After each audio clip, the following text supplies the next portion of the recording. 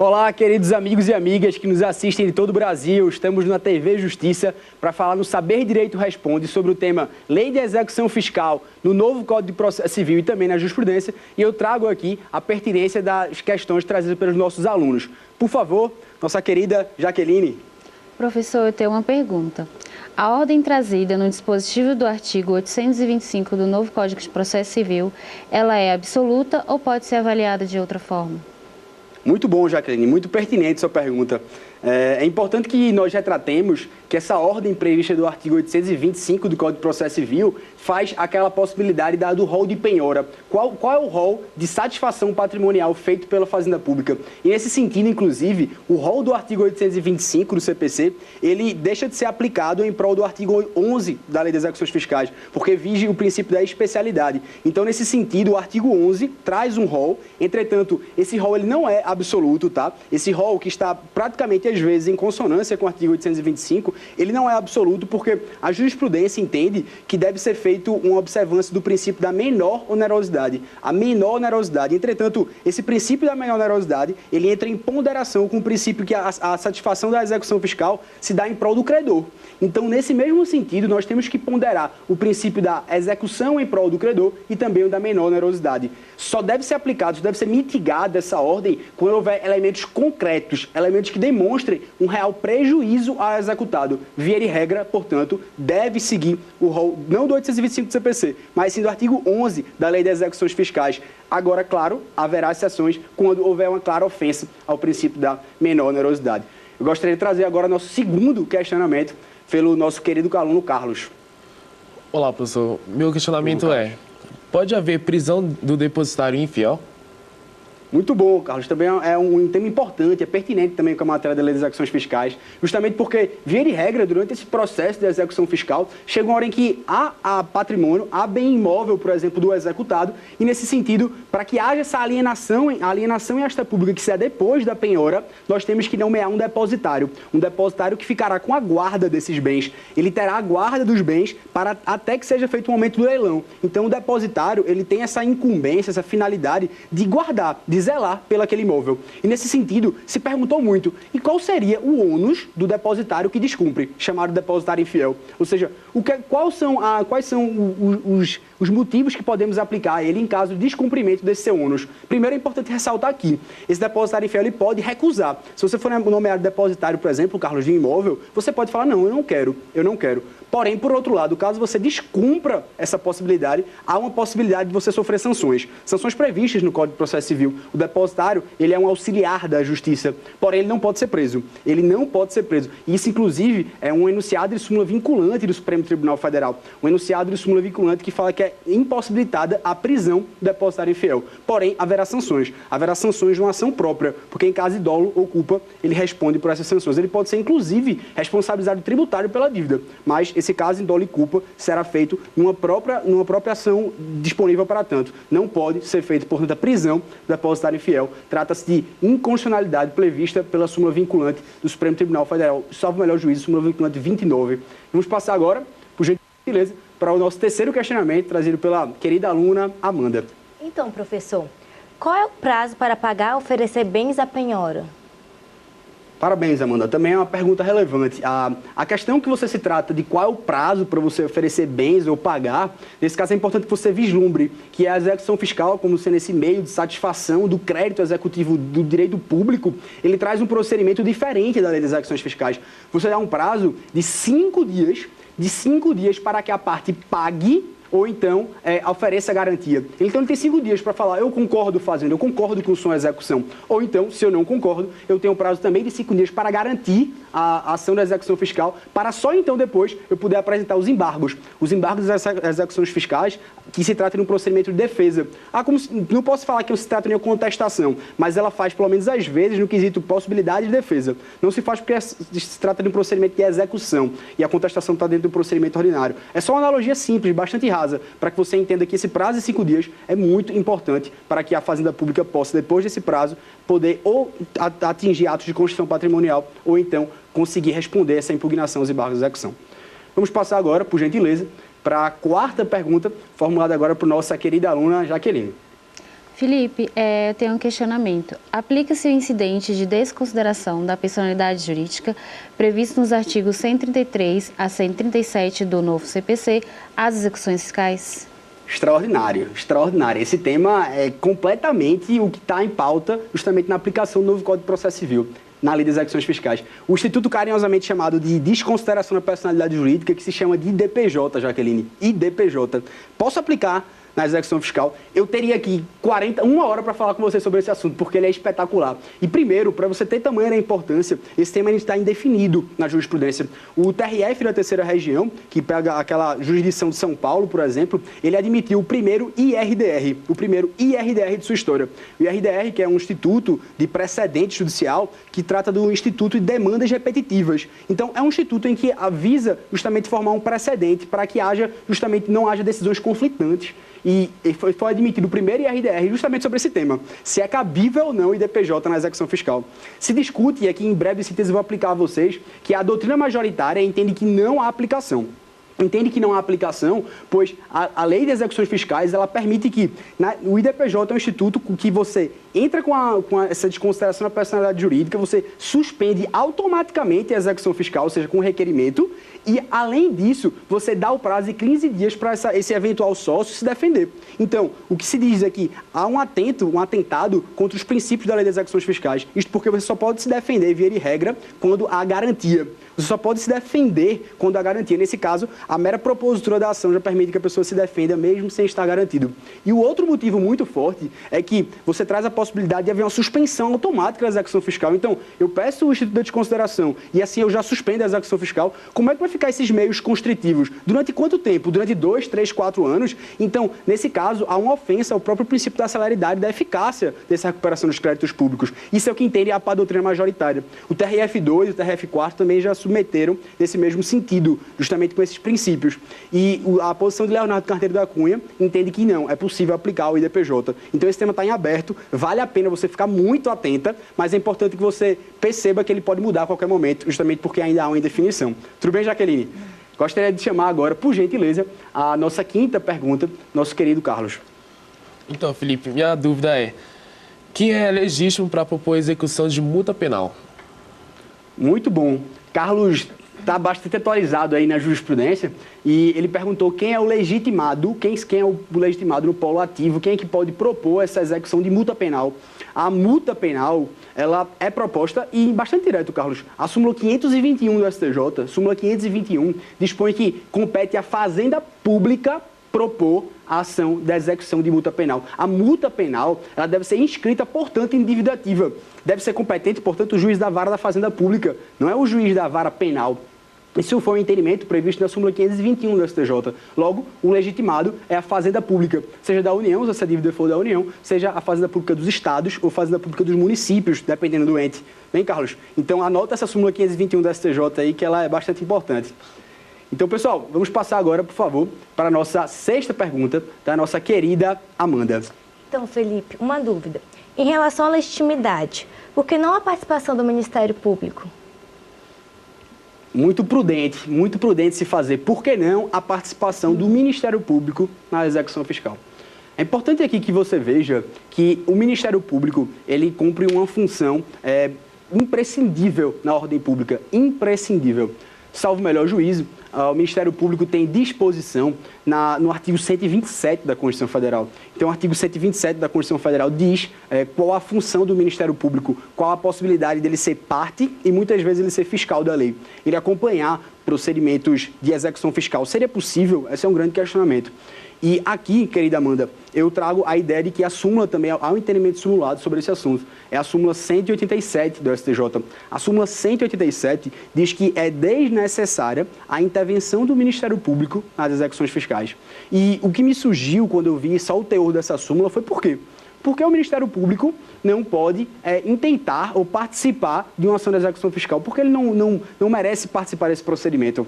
E aí é importante que você, analisando a jurisprudência do STJ, entender qual o fundamento dessa súmula. Eu percebi que o interesse público, que é proposto pelo Ministério Público, que é defendido pelo Ministério Público, é o interesse público primário. O interesse indisponível, o interesse ao qual o Ministério Público tem sempre participação, é quando há um interesse público primário. No que tange à execução fiscal, fala-se que a execução fiscal há um interesse público meramente privado. O interesse não privado, mas interesse patrimonial, porque não trata de interesse público-privado, reformulando, portanto, é o interesse público patrimonial. Então, o Ministério Público, ele não tem uma necessidade de atuar na lei de execuções fiscais, porque, via de regra, a execução fiscal só trata sobre interesse público patrimônio, de pecúnia. E, nesse caso, nem sempre, só porque envolve dinheiro, deve o Ministério Público participar, pois o interesse público do Ministério Público é o primário e não o secundário. Diz a melhor doutrina que o interesse público patrimonial deriva do interesse público secundário e não primário.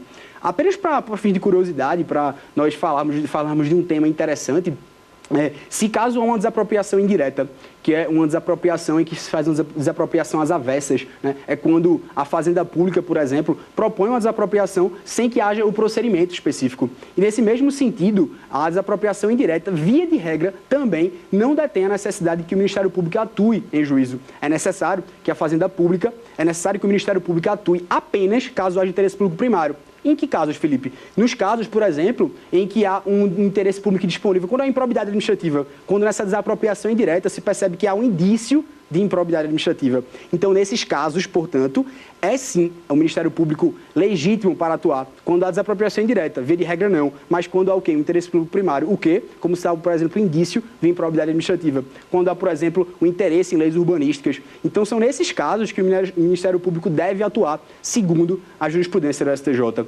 Muito obrigado, então, a todos pela participação. Vamos para um breve intervalo e nos vemos no bloco 2.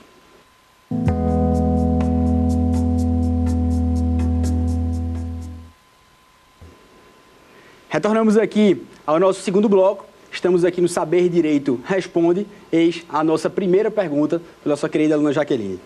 Professor, eu tenho uma dúvida.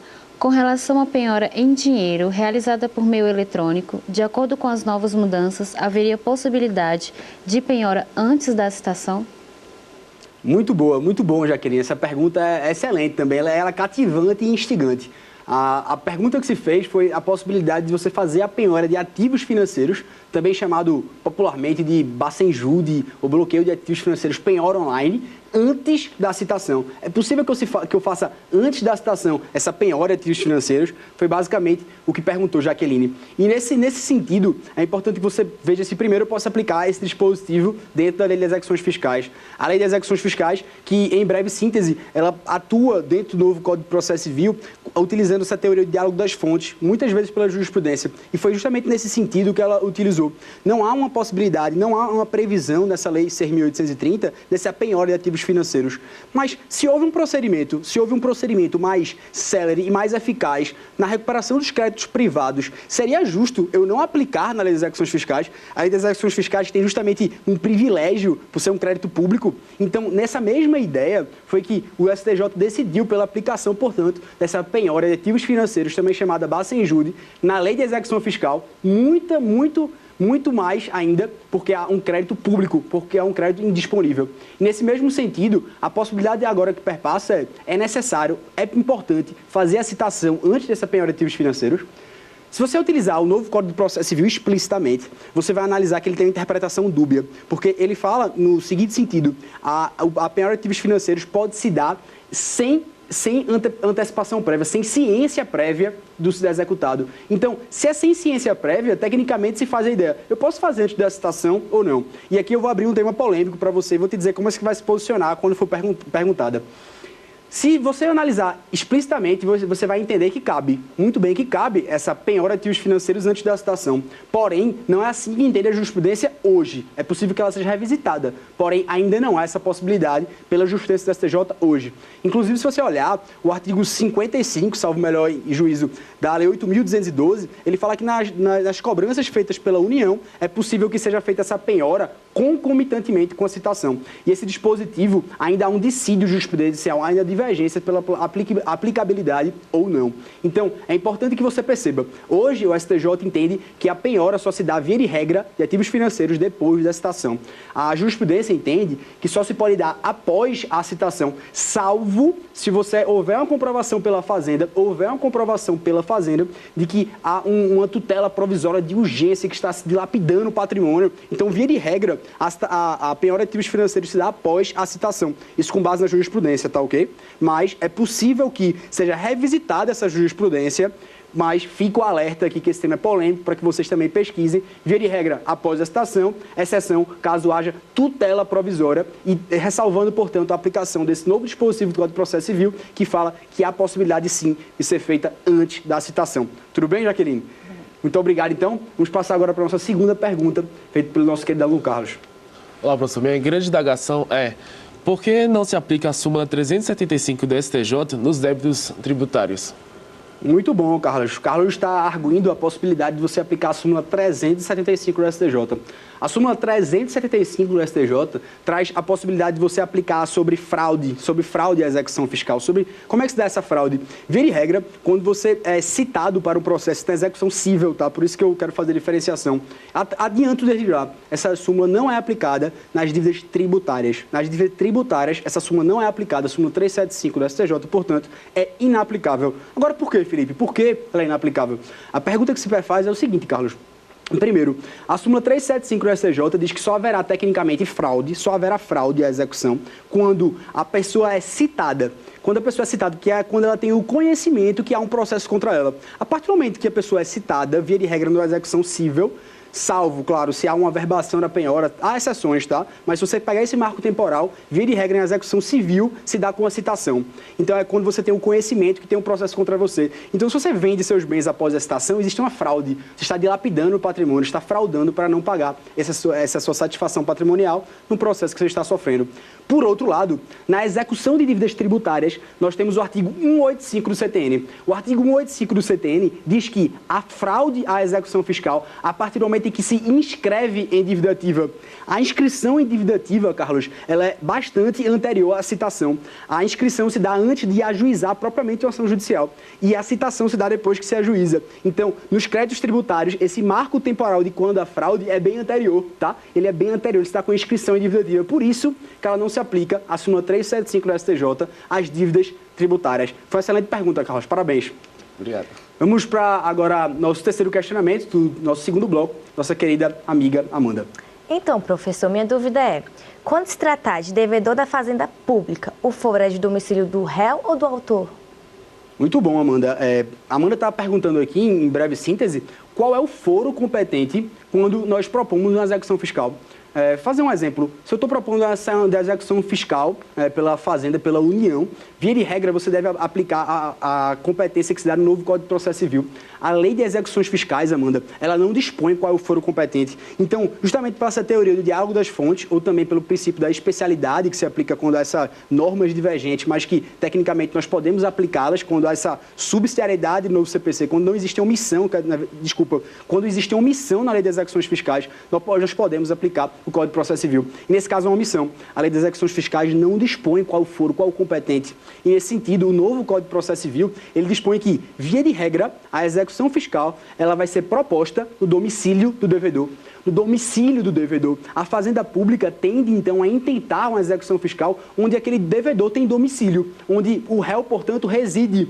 De modo que, é importante, apenas para adiantar, se você propõe uma ação de execução fiscal no seu domicílio, digamos que você mora em Mogi das Cruzes, São Paulo, e se eu proponho a execução fiscal em Mogi das Cruzes, São Paulo, ao tempo da distribuição, da intenção, do intento dessa demanda, você mora lá.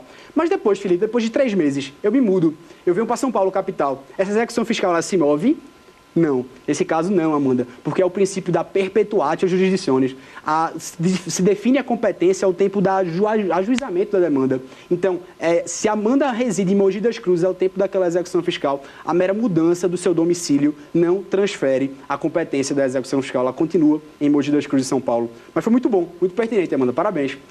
Vamos passar agora, por gentileza, para o nosso quarto questionamento, feito pela nossa querida aluna Jaqueline. Professor, eu tenho outro questionamento.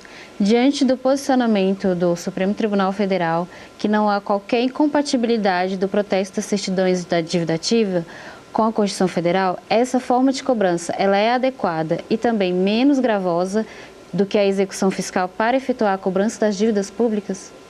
Muito bom, muito bom. Esse tema está bastante atual e, assim, é realmente espetacular como essa possibilidade... Amanda tá... Jaqueline está perguntando para a gente como é que eu posso dar essa cobrança desse protesto do CDA, se ela é menos gravosa, se ela é uma medida melhor, tecnicamente. Em tese, sim, Jaqueline. Por quê?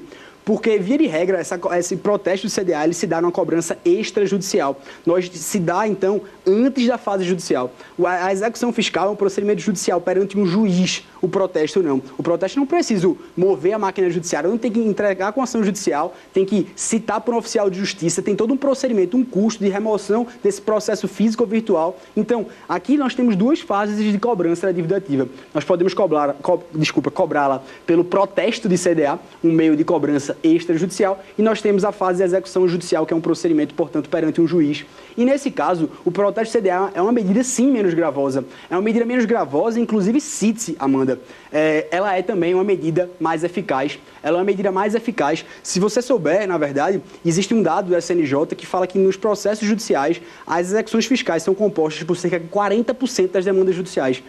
Já imaginou? É mais de 1/3, 1 em cada 3 processos é um processo de execução fiscal. Então, inclusive, a possibilidade de arrecadação do protesto CDA, que é essencialmente um instituto de caráter privado, ele pode ser aplicado na lei das execuções fiscais, de modo que a Fazenda Pública, inclusive, garante que há um percentual, cerca de 20% de efetividade no protesto CDA. Quando eu protesto, eu vou lá no cartório e digo, a pessoa que está inadimplente com base nessa CDA aqui, vira e regra, 20% dessas dívidas são pagas. Ao passo que, na lei das execuções fiscais, vira e regra, nós temos um percentual de arrecadação de 5%, de 5 apenas 100 processos. Então, em tese, há uma melhoria nesse protesto CDA, há uma possibilidade, sim, de cobrança extrajudicial. Em tese, uma medida menos gravosa, uma medida que mexe menos a máquina pública, enquanto for viável. É claro que é uma faculdade da Fazenda Pública. Hoje, a União, ela protesta todos os débitos de até R$1 milhão.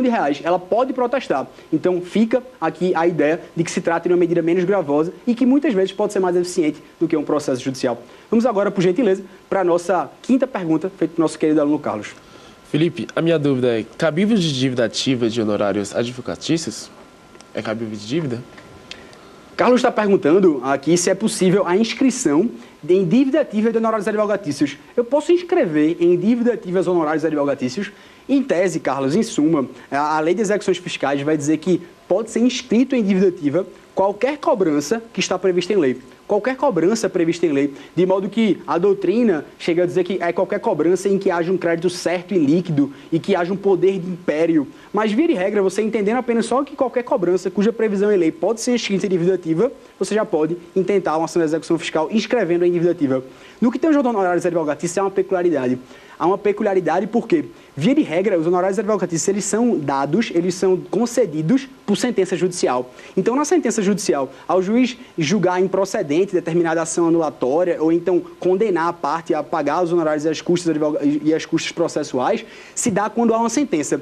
E quando há uma sentença, querido Carlos, nós temos aqui um título executivo judicial. Um título executivo judicial, e a inscrição em CDA te satisfaz um título executivo extrajudicial. Então, é mais palpável, é melhor, na verdade, é irrazoável você inscrever em dívida ativa. Seria melhor, no caso, você entrar com o próprio cumprimento de sentença.